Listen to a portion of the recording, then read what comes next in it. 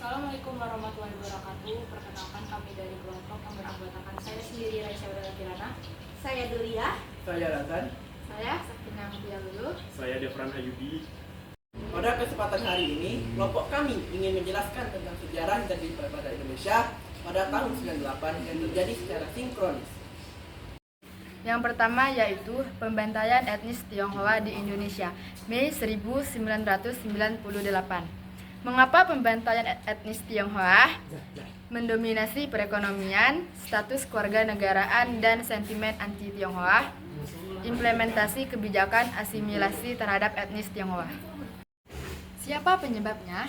Krisis finansial Asia dipicu oleh kejadian Trisakti atau mahasiswa Universitas Trisakti ditembak pada tahun 1998.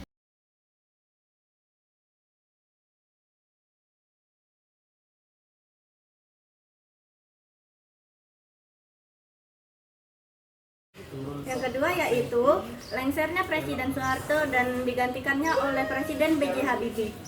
Kamis 21 Mei 1998 patut dicatat dalam sejarah bangsa Indonesia karena pada hari itu Presiden kedua Republik Indonesia yaitu Soeharto yang telah memimpin selama 32 tahun mengundurkan diri dari jabatannya sebagai presiden. Ekonomi maupun politik serta gelombang unjuk rasa yang menuntut reformasi dari mahasiswa dan berbagai kalangan, berbagai tekanan tersebut pada akhirnya memaksa penguasa Orde Baru tersebut meletakkan jabatan dan sesuai konstitusi Wakil Presiden B.J. Habibie melanjutkan estafet kepemimpinannya.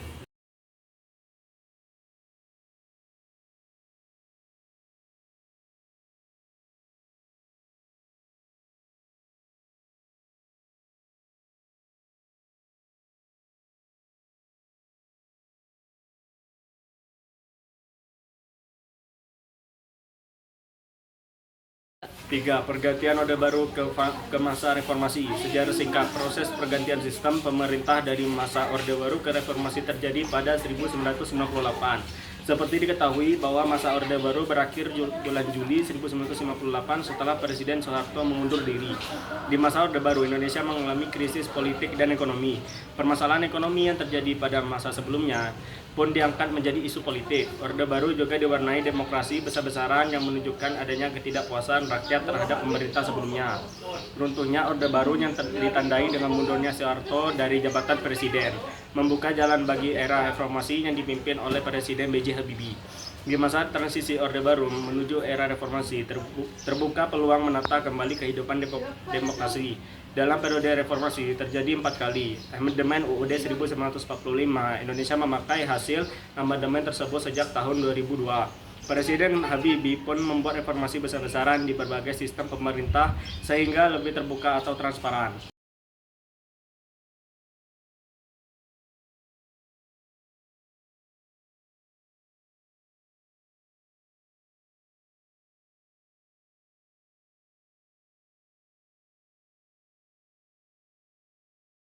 Yang keempat, kericuhan DPR pada tahun 1998. Kerusuhan Mei 1998 merupakan bagian kelam dalam sejarah Indonesia, di mana terjadi pelanggaran hak asasi manusia secara besar-besaran. Peristiwa ini menandai akhir dari pemerintahan Soeharto dan awal dari semangat reformasi. Dimulai dengan puluhan mahasiswa Universitas Indonesia yang mendatangi gedung DPR atau MPR untuk menolak pidato pertanggungjawaban Presiden Soeharto dan menyerukan reformasi nasional. Pada Mei 98, Soeharto yang telah berkuasa selama 32 tahun akhirnya lengser. Gerakan mahasiswa Universitas Indonesia yang menolak pertanggungjawaban Soeharto di gedung DPR atau MPR menjadi pemicu utama. Meskipun demikian, pada 11 Maret 98, Soeharto dan B.J. Habibie tetap dilantik sebagai presiden dan wakil presiden. Kemudian, pada 14 Maret 98, mereka membentuk kabinet Romawi 7. Seperti petinju yang terpojok di sudut ring setelah menerima pukulan bertubi-tubi, posisi Soeharto semakin terdesak. Titan Orde Baru ini tinggal menunggu waktu untuk jatuhnya KO.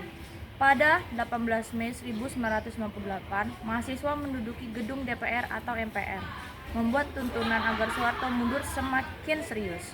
Pada hari yang sama, Ketua DPR atau MPR Harmoko yang 2 bulan sebelumnya masih mendukung pencalonan Soeharto mendesak Presiden untuk mundur. Akhirnya, Soeharto mengundurkan diri dari kursi kepresidenan setelah mendapat tekanan dari gerakan reformasi yang dipimpin oleh mahasiswa.